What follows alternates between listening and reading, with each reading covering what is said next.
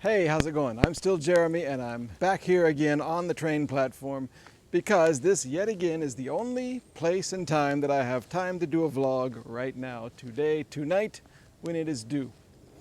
So, it's been another good day at work, I guess. My new job is going swimmingly, I think.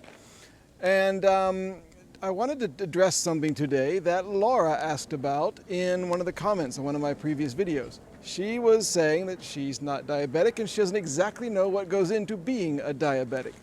So she said, what happens? Like, take us through a typical day in diabetes. I said, okay, that I can do.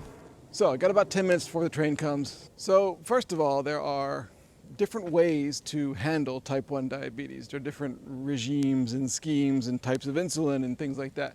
Some people have an insulin pump, which is kind of connected to them at all times. I guess they wear it on their, I think their stomach or their waist. So they sort of always have a needle in them, and they also, some people have a continuous glucose monitor, which is also the similar thing. It sits on their waist, I think, and it's always a needle in them, and anytime you want to know your blood sugar, you just ask it, and it knows it all the time. And there's sort of newish technology, I think, and I don't follow these things because I think there's a technology now where those two things talk to each other.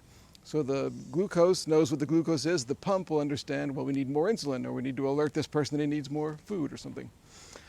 I don't have any of that. I keep my technology basically like it was in 1982, which is when I got diagnosed.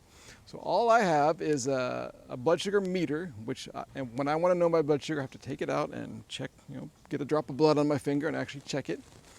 And insulin pens, which are basically like syringes, but you use them over and over for about a week because they have a bunch of insulin in them. So I just dial up what I want and shoot it in. So that's how I do it. It's very old school, it's very low tech, and it's just how I like. Everybody has their own thing they like.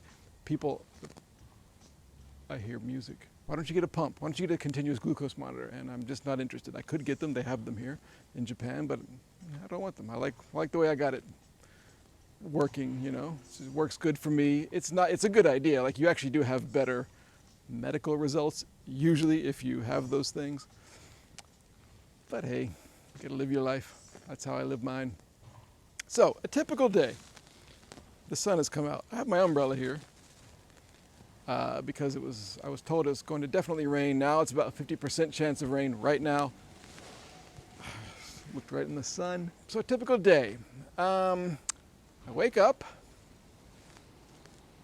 I heard a train. I get excited. So a typical day. Wake up in the morning, and the first thing to do is check my blood sugar. I check about 4 or 5 times a day. So I wake up and I check, and that's the first thing. If it's low, then I need juice right away. I need some carbs to get it up before I think about breakfast or anything.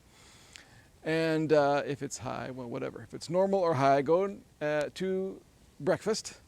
I usually have like some kind of bread thing, like a donut or a croissant or something with something on it. Very simple, maybe a banana and maybe some yogurt, something like that. Sometimes eggs and bacon and coffee. So it's pretty simple, but I have to look at all the things that have carbs in them, which is basically the donut. The eggs and meat don't count. The yogurt barely counts because it's just plain yogurt with something in it. So if I put fruit in the yogurt, that counts a little bit. So I count up the carbs and I dial up how much insulin I think I'm going to need. And this insulin is called Humalog. The one I take is called Humalog.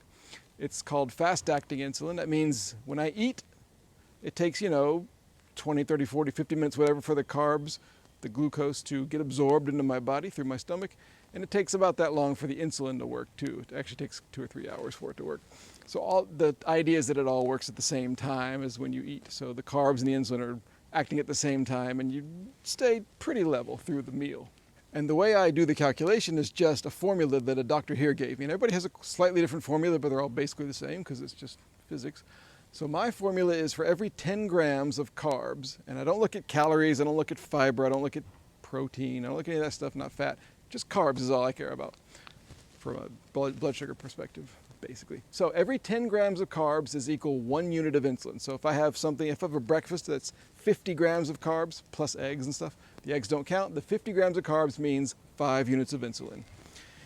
If I'm high the blood sugar's high before breakfast, then I'll take a little bit more on top of the 5 to get it down that much. And the way I calculate that is that 1 unit of insulin was worth about 40 points of blood sugar. So if I want to be 100, and if I'm 180, that means I'm 80 points too high, so I take 2 units of Humalog on top of whatever I'm taking for the actual meal I'm eating. So then that's basically it for breakfast. I take another kind of insulin once per day, which is not based on eating food. It's called basal insulin. It's kind of like a base. And I take it the way mine works. I take one called Tresiba. There are different kinds. Tresiba works pretty well for me. So I take it once a day. I take about 23, 24 units. And that's because blood sugar is sort of slightly rising all the time. Kind of like this train is slowly arriving. Oh, what an awesome video. So blood sugar slightly rises all the time no matter what I do. So you need this kind of, it's called slow acting insulin. It slowly acts through the day. So kind of combats the slightly rising blood sugar all the time. Something like that. Other diabetics know more about this stuff technically than I do. So there's that. So I take that every day. I personally take it at 8:30, and I get to work at like 8 or 8:30. So I often would forget because I'm rushing around at work trying to get ready for classes and stuff. So now I've set a daily reminder on my iPhone to just remind me to take your basal insulin. So when it goes off, I'm like, oh yeah.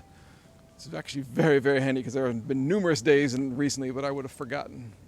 And if you do forget that, then just as your glucose rises slowly all day, the blood sugar will slowly rise. And I'll check in the afternoon, it'll be like 400. I'll be, what happened? Oh, I forgot the basal insulin today. It's very bad, and I've maybe once a year I do it, and I try not, it's been about a year, but hopefully I don't do that ever again because I don't want to. So anyway, usually okay then. Today I was a little bit low about 10 o'clock at morning. I could just feel it. I didn't even check. I could just feel blood sugar was low. So I'd had a little bit too much Humalog for breakfast. Despite my calculation, which was probably okay, when I leave breakfast immediately start walking to the train station, walking up and down stairs at the train stations.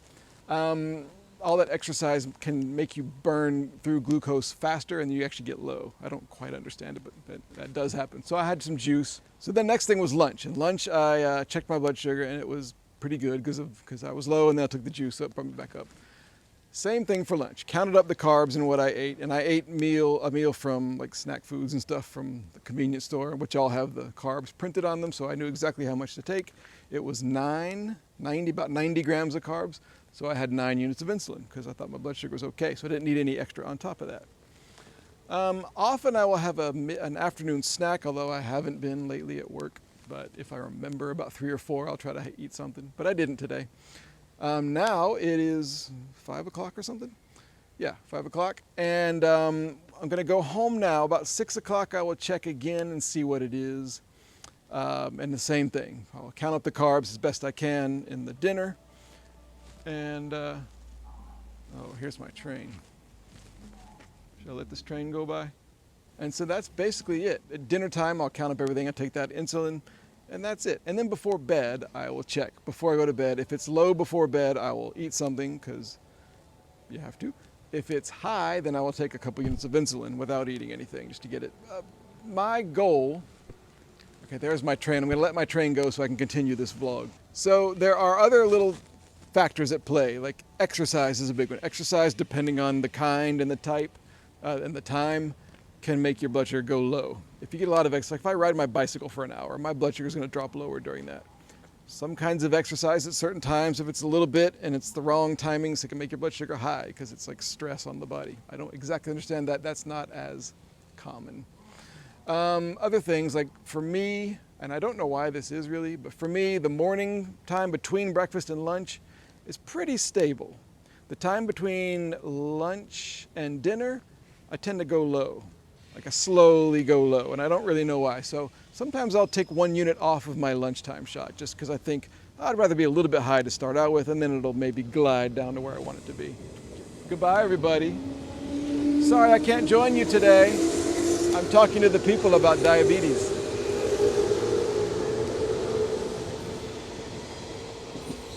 And then after dinner tends to be my time where it's either stable or I go a little bit high. And I think it's because dinner is a bigger meal, so there's more carbs, and it's just every time there's more carbs, it's more complicated.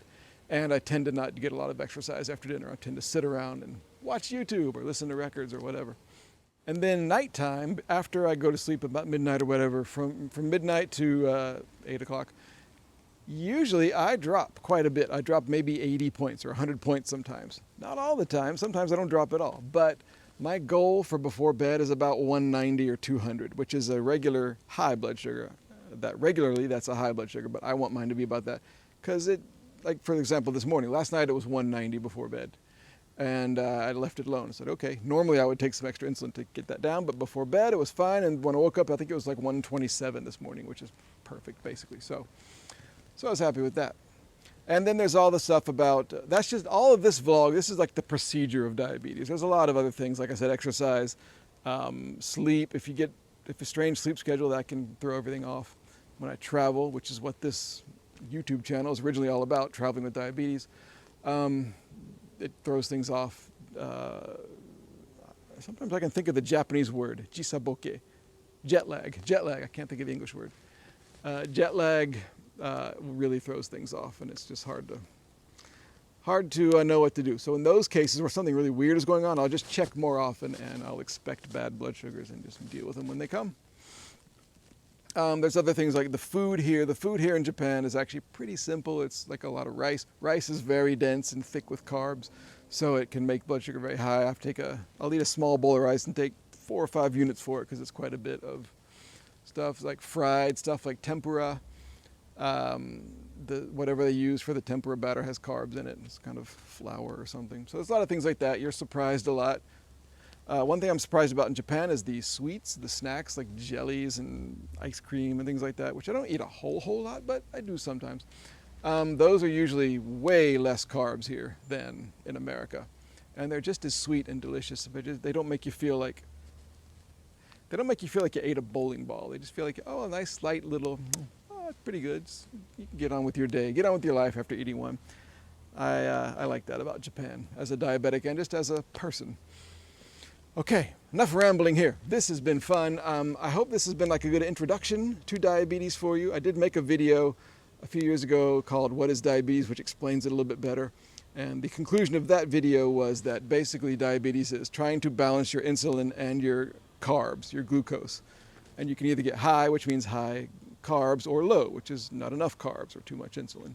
So it's trying to balance those. That's what it's, I keep bringing the camera closer, sorry. Trying to balance those, that's what it's all about.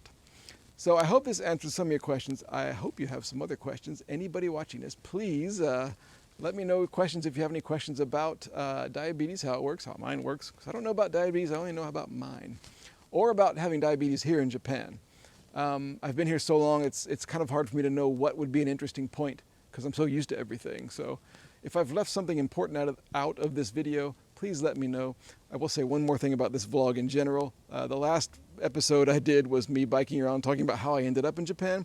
I was so irritated that my phone stopped recording that audio, and the audio was kind of clangy in that video, that yesterday I ordered a new microphone and little voice recorder set. It arrived today and it's at home, but I haven't seen it yet.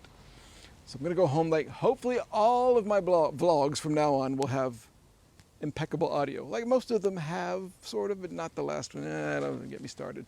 I'll talk about that next time though. So anyway, thank you very much for watching. If you have any questions or anything, please, sorry about spitting. I'll edit that out.